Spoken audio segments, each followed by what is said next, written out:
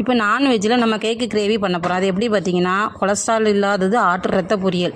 அந்த ஆட்டு ரத்த பொரியல் எல்லாருக்கும் எல்லாம் தெரியும். ஆனால் இந்த பார்த்திங்கன்னா கேக்கு மாதிரி நம்ம என்ன பண்ணணும், சட்டியில் கொஞ்சம் எண்ணெய் ஊற்றி குக்கரில் இந்த ஆட்டு ரத்தத்தை தூக்கி போட்டு கொஞ்சம் ஒரு அரை கிளாஸ் தண்ணி ஊற்றி அப்படியே வெயிட்டு போடாமல் கேஸ்கட் போடாமல் மூடி வச்சு வேக வச்சிடணும். வெட்டி பார்த்தா நமக்கு வெந்த பக்குவம் தெரியும். இது இறக்கி ஆற வச்சுட்டு இருக்கட்டும் ஒரு பக்கம். இப்போ என்ன பண்ணணும்னா, வெங்காயம், தக்காளி, இஞ்சி பூண்டு பேஸ்ட் எல்லாம் ரெடி பண்ணி வச்சுருக்கேன். இது கூடையில் என்ன பண்ணணும்னா, இதெல்லாம் கேக்கு மாதிரி சின்ன சின்ன துண்டாக வெட்டி எடுத்துக்கிட்டு ஒரு சட்டியில் தேங்காய் ஊற்றி ஜீரகம் போடணும் பார்த்துக்கிடுங்க. ஜீரகம் புரிஞ்சதும் வெங்காயம் எல்லாத்தையும் 1 by 1 போடணும். அது எல்லாருக்குமே தெரியும். ஆனால் இதில் தெரியாதது முருங்கைக்கீரை கண்டிப்பாக சேர்க்கணும்.